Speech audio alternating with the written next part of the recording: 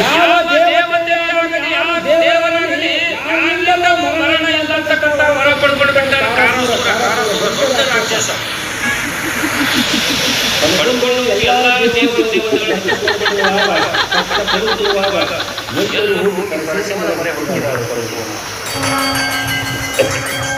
ಜಗದೊಡೆಯ ನೀನು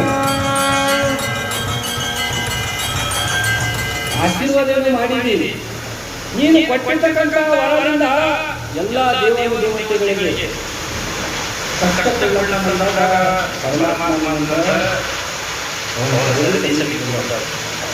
ನಾನು ದುರ್ಯೋಗ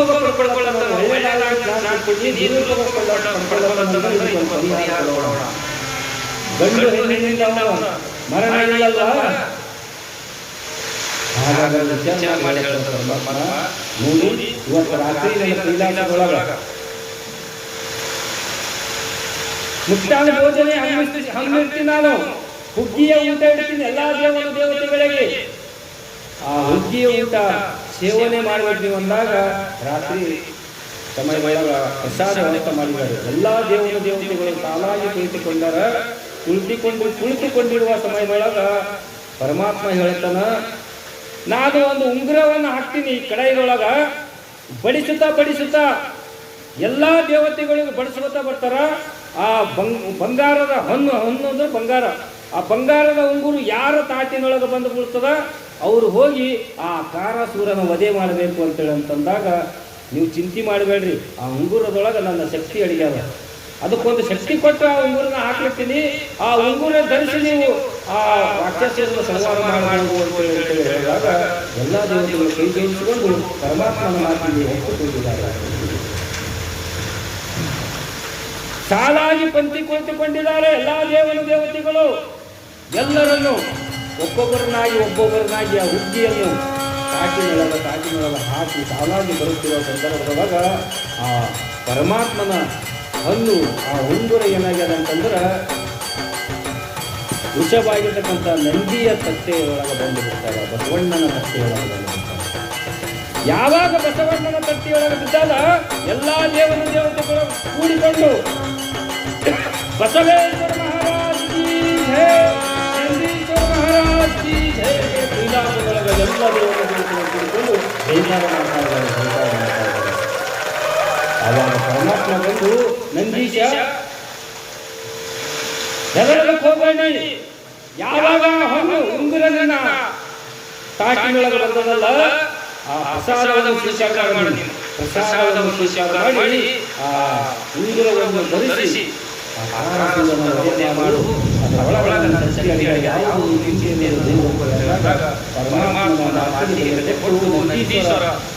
ಹಾಕಿರ್ತಕ್ಕಂಥ ಎಲ್ಲ ಪ್ರಸಾದವನ್ನು ಸ್ವೀಕಾರ ಮಾಡಿ ಕೊನೆಗೆ ಆ ಉಂಗುರವನ್ನು ಧರಿಸಿಕೊಂಡು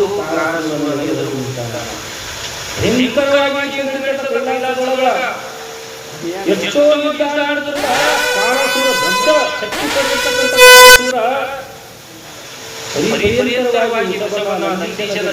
ಮಾಡುವಾಗ ಕೊನೆಗೆ ಸಿಟ್ಟು ಬಂದಿರತಕ್ಕಂಥ ನಂದೀಶ ಒಮ್ಮೆಲೆ ಹಿಂದಕ್ಕೆ ಚಿನ್ನಿಗೆ ಓಡೋಡಿ ಬಂದು ಓಂ ನಮಃ ಶಿವಾಯ, ಓಂ ನಮಃ ಶಿವಾಯ, ಓಂ ನಮಃ ಶಿವಾಯ ತನ್ನ ಕೋಲಿನಿಂದ ಕಾರಾಸುರನ ಹೊಟ್ಟೆಗೆ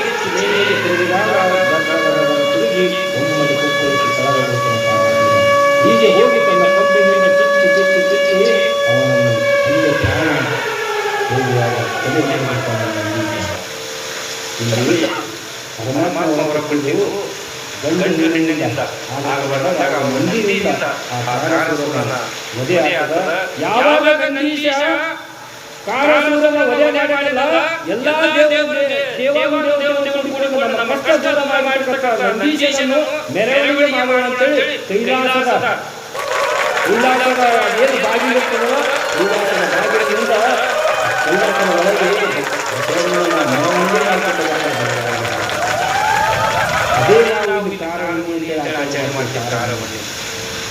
ಕಾರಣಿ ಯಾವುದು ಅಂದ್ರೆ ಕೈಲಾಸದೊಳಗ ನಂದೀಶ ಕಾರಾಸುರನ ರಾಕ್ಷಸನ ವಧೆ ಮಾಡಿದ ದಿನ ತಿಳ್ಕೊಂಡು ಪರಮಾತ್ಮ ಆಚರಣೆ ಮಾಡ್ತಾನ. ಭೂಲೋಕದೊಳಗ ಎಲ್ಲ ಮಾನವರು ಅವತ್ತಿನ ದಿನ ನಿನ್ನ ನಾಮಸ್ಮರಣೆ ಮಾಡಿ ನೀನು ವಧೆ ಮಾಡಿರ್ತಕ್ಕಂಥ ಇವರು ಅಲ್ಲಿ ಕಾರಣೀಯಾಗಿ ಆಚರಿಸಲಿ ಅಂತ ಆಚರಣೆ ಮಾಡಿ ನೀವು ಆಚರಿಸ್ತೀವಿ. ಬಸವಣ್ಣನ ಬಂಗಾರ ಬಿಡಿದವ ಯಾಕೆ ಬಿಡಿದ್ರ ಆ ಕೊಂಬಿನಿಂದ ರಾಕ್ಷಸನ ಸಂಹಾರ ಮಾಡಿದ ಆ ರಾಕ್ಷಸನ ಬಣ್ಣ ಎಲ್ಲ ರಕ್ತ ಎಲ್ಲ ನಂದೀಶನಿಗೆ ಯಾವಾಗ ಚಿಂತಿಸ್ತದಲ್ಲ ಅದೇ ಗುರುವಾಗಿ ನಾವು ಬಸವಣ್ಣನಿಗೆ ಕೆಂಪು ಬಣ್ಣವನ್ನು ಆವರಿಸ್ತಾ ಇದ್ದೀವಲ್ಲ.